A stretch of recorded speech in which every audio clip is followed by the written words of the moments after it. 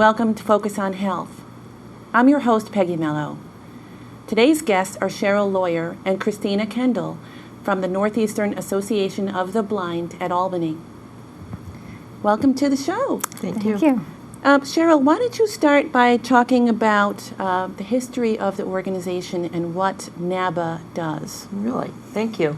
Well, the Northeastern Association of the Blind is an organization that was founded exactly 100 years ago. We're celebrating our 100th anniversary this year. And our mission is really to serve people with low vision and blindness by helping them remain independent in their lives. And we offer a variety of different services from the very young to older adults. Some of the services include a program called KidSight, where we do vision pre-screening for preschoolers. We also have a summer camp that we hold every year for children in the probably 8 to 12-year-old category. We have vocational services. We help folks that are trying to that are suffering from vision loss, help them to keep their jobs or find new jobs. We have a variety of technology and adaptive technologies to help them do that. And just a variety of different services to be of service to the low vision population. Okay. Now, let's talk about the definition of blindness versus visually impaired. Do you want to do the differentiation between those? I think that would probably be important. I'm going to refer to Christina because of her years of expertise in helping folks understand what that means. Okay. Well, the definition of legal blindness is a visual acuity of 20/200 or less in the best eye with correction. With correction, meaning with glasses on. Or contact lenses, okay. Yes. Someone who is 20/200 in one eye but has good vision in the other eye would not be considered legally blind. So you do need to be 20/200 in the best eye. The other way someone might be legally blind is through a very restricted field. Most of us have a field of about 130 degrees, but someone who is legally blind due to a restricted field would have 20 degrees or less in the best eye. So that means no peripheral vision? Right. It's like looking through a tunnel. They might have 20/20 vision within that small field, but they would be considered legally blind because the field is so restricted. Okay. So just so people understand the difference between the terms. And Cheryl, do you want to talk about statistics on blindness? Well, yes. It's interesting. Our focus is primarily with older adults. As we understand, the baby boomer population is we're all getting older, and really vision loss is an affliction of the population getting older. So the diseases that cause vision loss are really more are focused on the older population. So. There are about 130 million people that are over the age of 40. 30 million of those folks suffer from low vision, and there are four main causes of that low vision. And in order of new cases, the leading causes of vision loss are age-related macular degeneration, glaucoma, diabetic retinopathy, and diseases related to diabetes, and also cataracts. So there's four leading. And at NABA, we probably see most of our clients are folks that are challenged with macular degeneration. Just a little statistic there. Okay. So why don't you start by just talking about an introduction to age-related macular degeneration? I'm going to refer to my expert, Christina, who's really most knowledgeable about those diseases. Okay. Well, Cheryl is right. Age-related macular degeneration is the big one. It's probably makes up about 90% of our cases at NABA. It is the leading cause of low vision, legal blindness in this country. And in the population over the age of 65. So it is definitely a condition that is age-related. Most of the people that have macular degeneration do retain a good amount of useful vision. It's caused by the deterioration of the macula, which is the central part of the retina. So the symptoms of low vision with this condition would be loss of detail vision. So someone with macular degeneration might see something like a red stop sign, but they wouldn't see necessarily the letters on the stop sign. Okay. So large objects, but a lot of loss of detail vision. And this disease affects about 9 million Americans over the age of 65. About 2 million have what is known as wet macular degeneration, which is a more severe type of macular degeneration. It's more sudden. The detail vision loss is more severe. The dry tends to be, much more gradual. It can take up to 10 years to, cause low vision. But in both cases, the kinds of activities that it would affect would be things like reading, writing checks, recognizing a face until the person was very close. But with the kinds of correction available, people can usually find magnification that would be helpful for reading print. Okay, number 2 is glaucoma. Do you want to define that? Sure. Glaucoma is the second leading cause of low vision and blindness in this country. And glaucoma it affects a different part of the field. It tends to affect more the peripheral vision. And it can be a very, very gradual type of vision loss. They call it the thief in the night because a lot of people don't notice peripheral loss as quickly as you would central loss. So glaucoma does affect certain parts of the population more so than others. It is more prevalent in the African American community, the Native American community, and also with Asians. But it can cause total blindness if it's not corrected. So this is something where somebody would want to get treatment as soon as possible because it can be treated successfully, with eye drops, certain kinds of surgeries, and things like that. Okay, and the one that the diabetics experience is the diabetic retinopathy? Yes. Diabetic retinopathy is the leading cause of low vision and blindness in the younger population, the vocational age. And it is directly affected with diabetes. It is a complication of the disease. And it can cause total blindness if, again, it's not treated. So there are, again, certain types of therapies, surgeries that can help to restore the vision, but it does affect the younger population more often. Okay, and then the last of the 4 is cataracts. Yep. Cataracts is the leading cause of low vision in the world. Most of us have heard of cataracts. It's affected in the older population over the age of 65. And the good thing about cataracts is, at least in this country, there are successful ways of removing them once they reach the appropriate stage. But in the meantime, while they're growing, before you can really get that surgery, they do affect things like reading and writing and so forth. And it's basically a buildup of protein in the lens, and it causes a cloudiness. So right, and you can actually visualize that when you see the person's eye, right? Yeah, sometimes you can. It's not always completely obvious, but maybe more in the more advanced stage.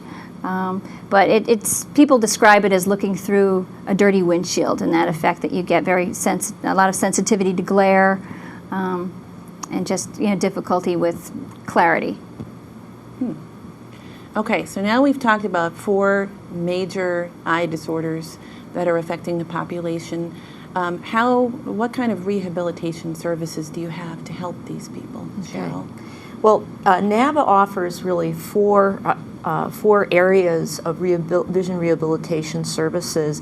And again, our primary service population are older adults because these are diseases that are diseases of growing older. So the primary client that we see is probably over 55 and generally not working and retired in the home. So our goal in providing vision rehabilitation therapies is really to help those people stay independent, achieving their goals, whether it be in the workplace, not in the workplace, most of them are retired, but recreationally, in the home, or whatever their goals are to stay independent and safe. And those are the kinds of things that Christina does on a daily basis, and she can talk a little bit about those more. But there's really 4 areas. The first area is our Harry M. Judge Rehabilitation Center that's located at our office at 301 Washington Avenue in Albany.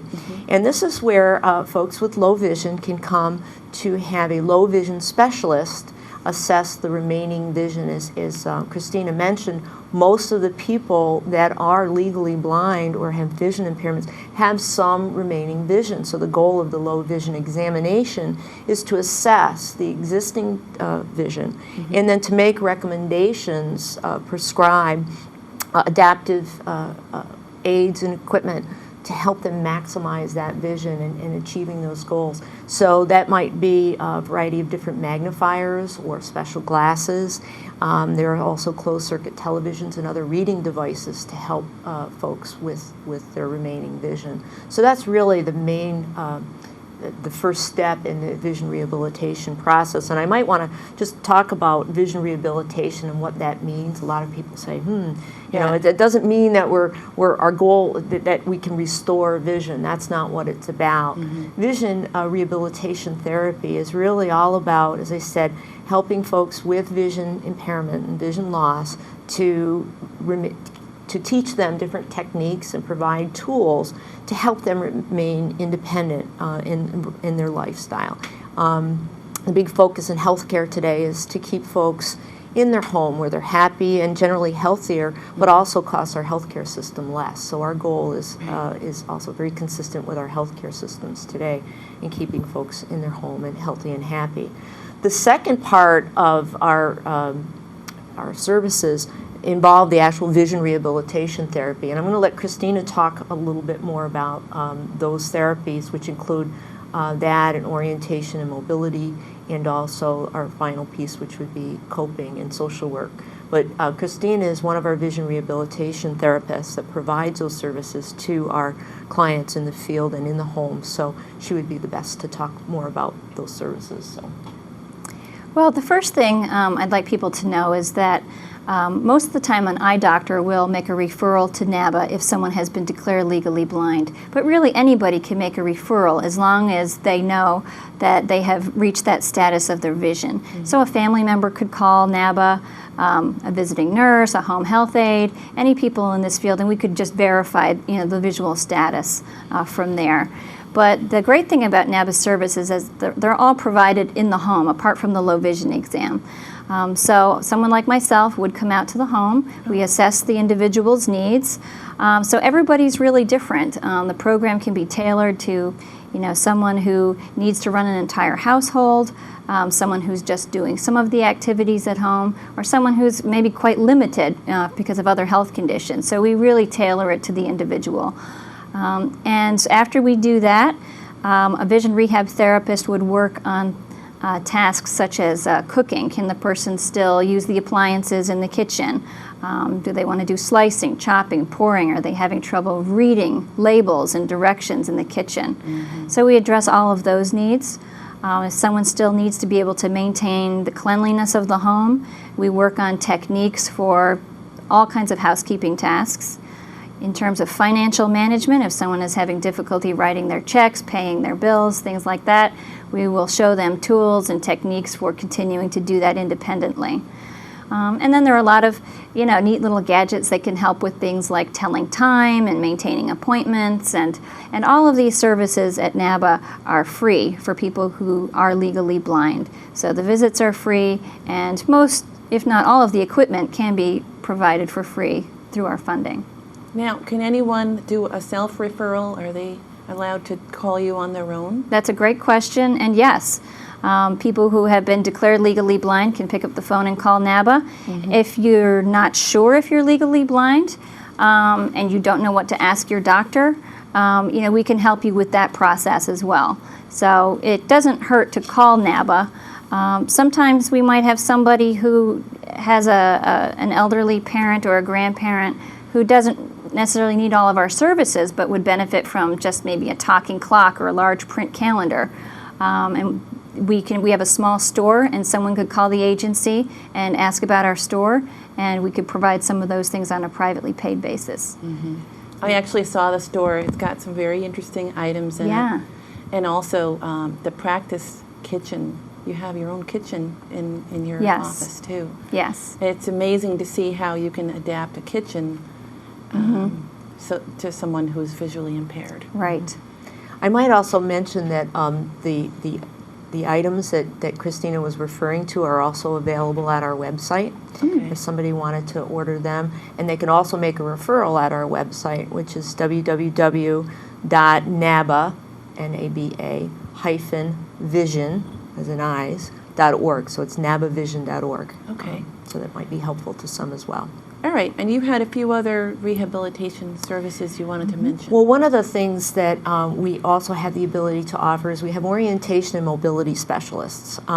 These are teachers that, similar to what Christina does, will go into the home and work with the client in making sure that they're orientated and getting around their home safely. How are they getting up and down the stairs to the bedroom? How are they going down the stairs to the basement to the laundry area? Are they doing that safely? Do we need to mark the stairs with high contrast tape to help them see those stairs? But also, can we teach them techniques to go up and down those stairs safely? And there's ways of doing that. These teachers will also work outside of the home. How are they going in and out of the home? Are they doing that safely?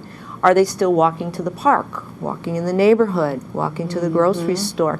I'm reminded of one of the first clients that I met with. He was still walking down to the store, down to on a busy road, which kind of made us a little concerned. So we have some of our teachers working with him to make sure that he's doing that safely, as he does have some remaining vision. They also teach techniques for those who maybe are in the advanced stages of vision loss, may decide to use a walking cane, and many of us have seen that's the long white cane with the red tip, and our teachers will teach them safe travel techniques using that cane out in their neighborhoods or going to work or going to school or whatever. So that's a very important part of what we do, is making sure that folks are safe as they travel around the community. And the fourth piece to what we do in rehabilitation services is helping folks cope with vision loss. As you can imagine, for some it's a very it's a difficult transition, and there are a lot of things. Even as supportive as a family might be or their friends, it can be a difficult time. So we have specialists on staff, social workers by training, but they're specialized in understanding low vision, that are able to meet with the folks to talk about how they're feeling and share with them how other people cope. We also have support groups and are looking to form more support groups in the community to help folks deal with vision loss. So that's a very important piece to what we do. And these social workers can be very helpful also. If you have someone who's particularly isolated and might benefit from other services in the community, our social worker might help refer someone to a Lifeline service or a visiting nurse service or talking books or things like that, that the person might not have been aware of, because they don't have other people to help them. I've heard that you can actually hear the local newspaper over the radio. There are a number of other services in the Capital District that are great for people who are having difficulty with reading. What you mentioned, Peggy, is the RISE radio service that's put out by WMHT, Channel 17. And they have a service where many of today's current periodicals are read daily. Some of our local newspapers, other periodicals, and it's basically the same format every day. They do have some change-ups, but that is a service that can be provided for someone who's interested, who is visually impaired. Another service would be the Talking Book program out of the New York State Talking Book Library, and this provides books on just about any topic you can think of on cassette for people who are visually impaired. So again, we very often refer to these resources as well. Now, you've mentioned that vision loss affects everyone across the spectrum and throughout, and any age can be affected. Christina, do you want to talk about the signs of vision loss? Certainly. Before vision loss is really expressed or noticed by the person, you very often will find that there are some symptoms leading up to that. And sometimes the person might be very open and mention these to friends or family, but sometimes people are embarrassed or frightened about mentioning some of the things that are happening. With a lot of vision loss, you're going to notice things like difficulties with reading and writing, and that might be shown through the mail or newspapers piling up, memberships to magazines, subscriptions being canceled. The person who had a clean kitchen in the past might be missing a lot of spots. There may be some stains on clothing that haven't been noticed.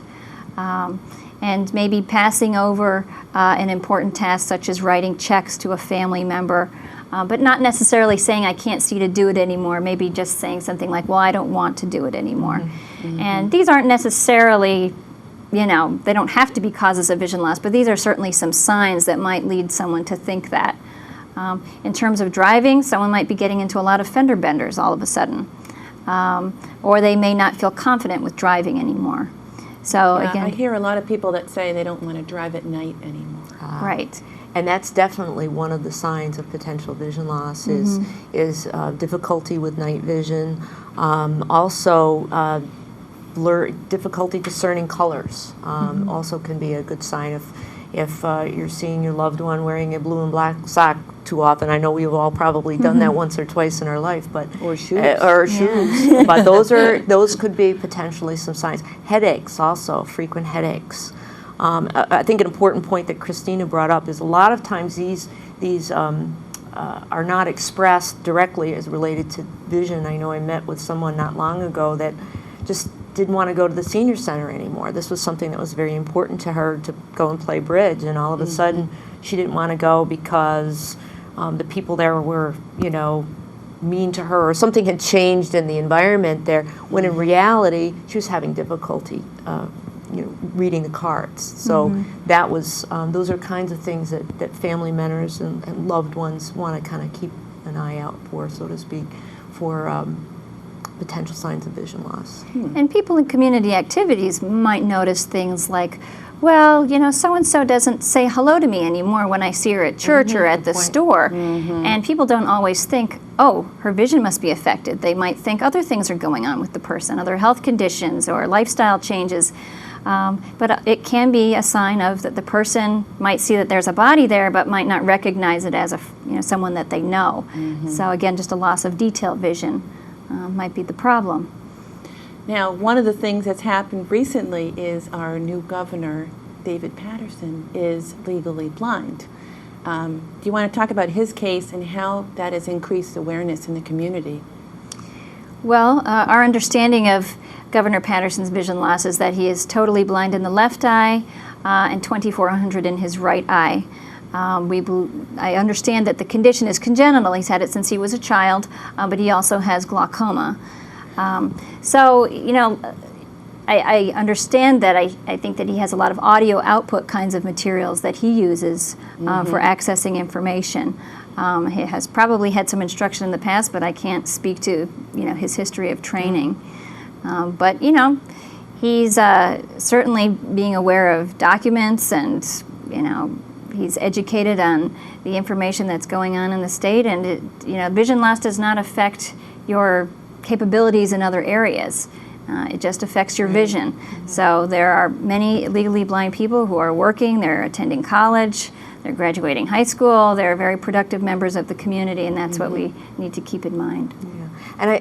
And a good point is that we have to realize that folks that suffer from vision loss, other than maybe driving a car and flying an airplane, can really do all the things that sighted people do. Right. They just do them differently, and that's our goal at NABA, is to help them learn the techniques, the adaptive techniques, and provide the tools to help them learn those different things, to help them adapt to their different ways of doing things. And the governor, has really been a great model to that for us, for that, and an inspiration to some.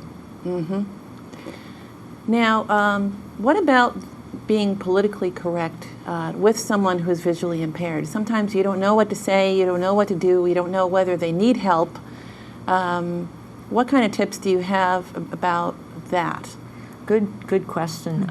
There are a variety of different things that we as sighted folks need to keep in mind in dealing with, in assisting and caring for folks with vision loss. First and foremost, and this is true of anyone with any disability, is to ask first before offering your assistance. They may not want it. They may not want it. They may not need it. And I saw a perfect case of this the other day where a gentleman in downtown Albany who's totally blind, who I've seen at the bus stop many, many times, navigating downtown, and somebody rushed off while he was in the middle of the street, grabbing his arm to offer assistance. Now she meant well, but she could have endangered that person's life. And he told her afterwards, after he crossed the street, that thank you very much, but I didn't need your assistance. So always ask give folks that courtesy. And never pet a guide dog. Never pet a guide dog. As a person that helps raise guide dogs, that's a big one with me.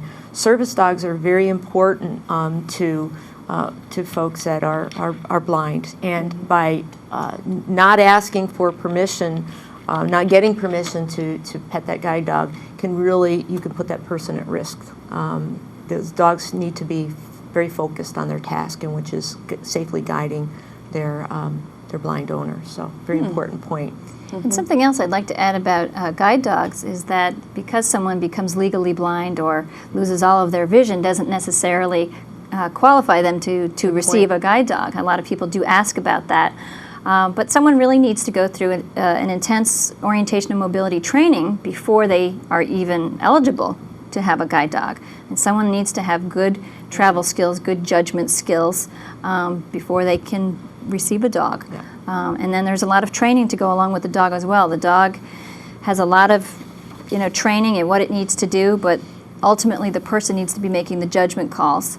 And the dog is their assistant. So they work together as a team, and they both need a lot of training before they can successfully work together. Yeah, really they do. That's a good point. They work as a team.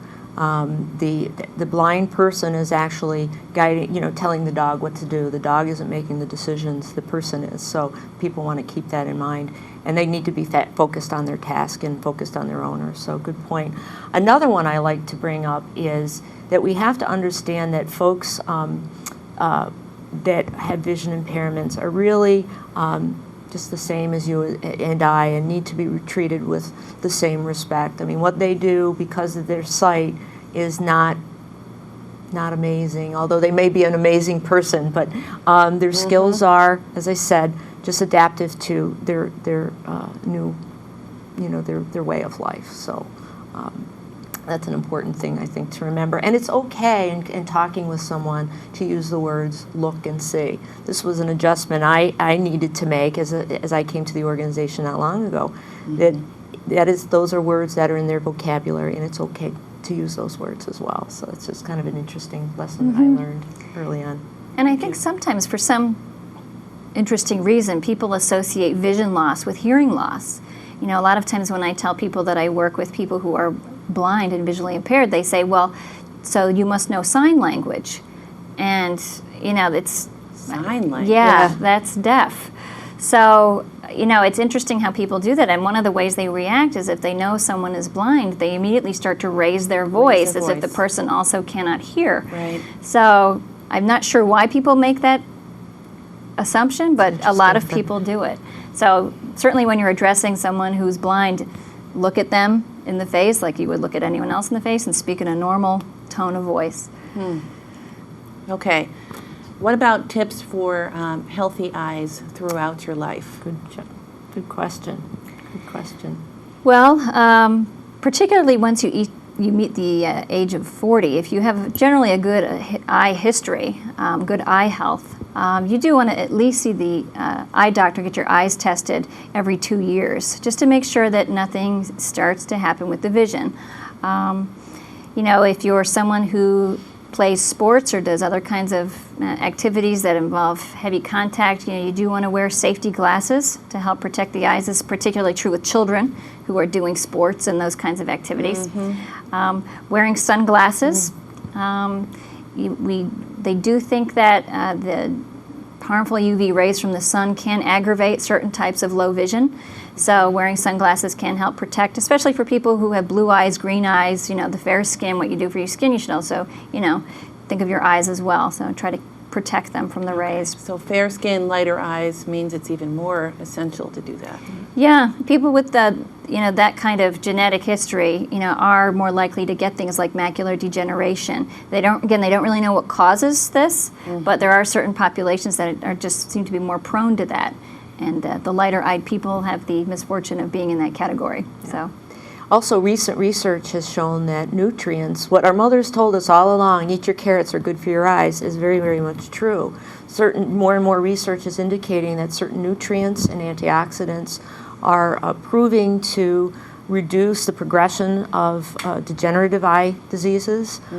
Those nutrients are vitamin A, vitamin C, antioxidants, and lutein. So the vegetables that you want to be eating are carrots, dark green vegetables such as spinach and kale and mustard greens. I've all shown that there's some evidence that is showing that they are beneficial to eye health as well. So things to keep in mind. All right.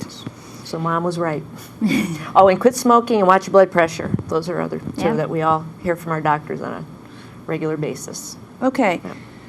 So the last thing we have to talk about is we've kind of talked about referrals. If you just want to mention that real quick. Right. As Christina said earlier, anyone can make a referral to our agency. If you are having some difficulty with your vision, if you know someone that is having difficulty in their vision, you see them in their daily life and are having some difficulties, you might want to encourage them to call us or call us directly, and we can we'll make the phone call to that person or to their doctor. You can have your doctor, anyone can really refer to us, and they can do that by phone, by calling our office at 463-1211 in Albany. They can make a referral online on our website at www.naba-vision.org, and we'll go from there and help them with the resources that are appropriate for that person. Okay. Do you keep volunteers on staff, and if so, what do they do? Good question. We're always looking for volunteers as a nonprofit organization. We often need help with a variety of different tasks. We have special events that go on during the year. We have, such as we were at the race course this year, selling ice cream. The Tula Ball. We have a golfing tournament. But we also have some other events during the year, but also just help around our office with mailings or computer work or a variety of different tasks. So volunteers can help in many, many different ways. And so we encourage folks to do that. And you can also give in many different ways. If folks want to make donations, of course, we're always open to donations, but many people will leave NABA in their will and will bequest to our foundation. So we appreciate people keeping us in mind. So. Okay. And NABA covers the greater Capital District, so we cover 8 local counties. So if someone does want to donate to NABA, it does stay locally. We're not a national organization. And also, if someone is maybe visiting the Capital District, but they know someone who's legally blind, maybe in another far-reaching county or out of state, they could still call, because we could probably find the listing of the agency that might help that person in their area. Good point. Okay. Good point. All right, and the last thing is just a further detailed list of the fundraising efforts of NABA. Well, this year, as we're celebrating our 100th anniversary in 2008, I think our birthday is December 8th, is it not, Christine? That sounds right, Cheryl. But as I said, we kicked it off with the Tulip Ball Festival. We were the beneficiary of the proceeds of that this year, and look forward to that as well next year. We have a golf tournament in September. We are planning in conjunction with the Lark Street Merchants in downtown Albany, a blind art exhibition, and perhaps doing something with the restaurant. So people want to check in with us later on in 2008 for those kinds of events. So a lot of fun things going on in celebration of the wonderful work that the Northeastern Association of the Blind provides to our clients. Okay, and then lastly, we'll just review the contact information one more time. Okay. The phone number? Is 518-463-1211, and that will get you to Laura, our friendly operator, and she'll be glad to direct you to the right folks. Our website is www.naba-vision.org. We'll describe our services, and you can go to our online store and order adaptive aids as well. Okay. Thanks very much for coming in. You guys provide a wonderful service for the community. Thank you. Thanks for having us, having Peggy. Thanks for watching. We hope to see you next time on Focus on Health.